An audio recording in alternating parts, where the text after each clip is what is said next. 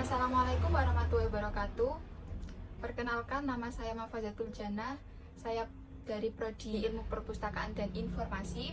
Nomor NIM saya 210607110056. Saya dari Fakultas Saintek.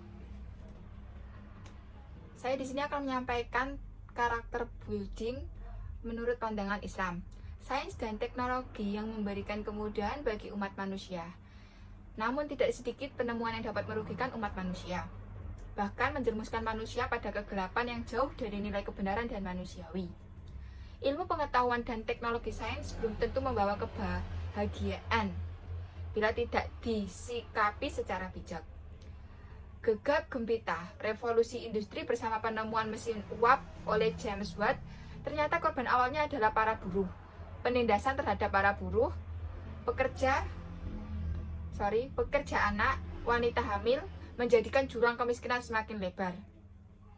Hal ini menjadi pemandangan sehari-hari sehingga memicu munculnya gerakan buruh dan gerakan Karl Marx bersama Marxismenya Mulyanto 2003. Krisis lingkungan berupa menipisnya lapisan ozon akibat penggunaan CFCs dan senyawa korban lainnya yang mengakibatkan efek rumah kaca serta kemajuan industri berbasis kayu telah menghancurkan hujan tropis di Indonesia dan Amerika Latin yang berimbas pada kebakaran hutan dan illegal logging. Meninggalnya ribuan orang karena ledakan industri kimia di Bhopal, India, ledakan nuklir di Chernobyl, Ukraina yang mengakibatkan banyak penduduk di sekitarnya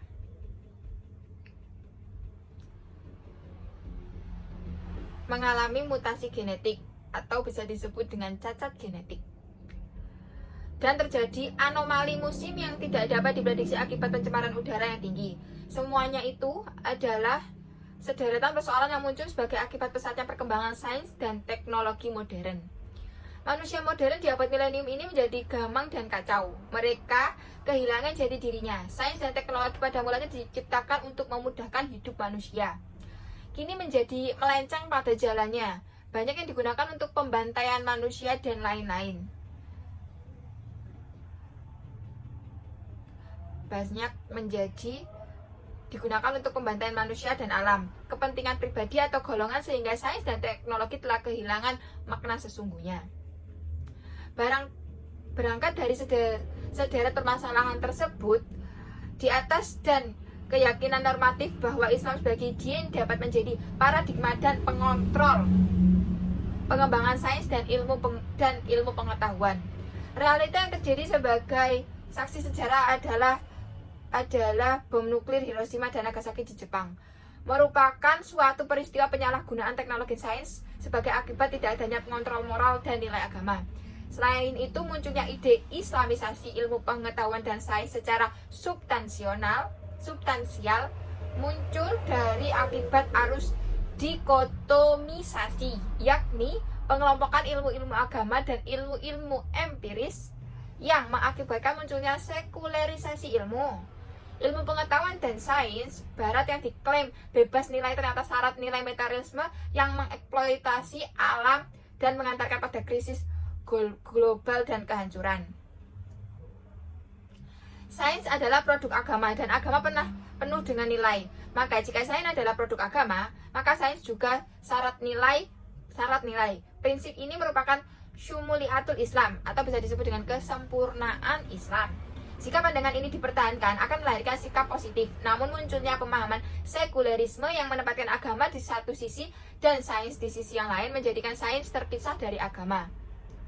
Pada satu titik di mana pengembangan sains tidak di dalam lingkup agama, maka sains menjadi bebas nilai. Inilah letak ketimpangan sekularisme. Oleh karena itu, harus diluruskan paradigma agama dan sains. Dari pembahasan di atas, maka diperlukan suatu strategis proses islamisasi ilmu pengetahuan dan sains secara pragmatis yang dapat diarahkan menjadi 3 dimensi. Pertama, dimensi manusia dengan membentuk SDM yang menguasai ilmu pengetahuan dan sains dan khazanah Islam. Kedua, dimensi wacana, merumuskan paradigma sains Islami. Ketiga dimensi lembaga, mengembangkan institutisasi penelitian dan pendidikan Islam. Dari ketiga dimensi tersebut, terdapat 3 poin penting yang perlu dipadukan atau diintegrasikan, yaitu agama, sains, dan pendidikan. Integrasi di sisi berarti ada kesejahteraan antara konseptual dengan metodologi, membentuk suatu kebenaran, wawasan baru yang meningkatkan keyakinan agama dan memberikan pembuktian ilmiah secara empiris. Integrasi di sini juga berarti bukan menyatukan agama di satu sisi dan sisi lain, tapi mengembalikan kedudukan sains sebagai bagian dari agama. Cukup sekian dari saya. Apabila ada kesalahan kata mohon dimaafkan. Wassalamualaikum warahmatullahi wabarakatuh.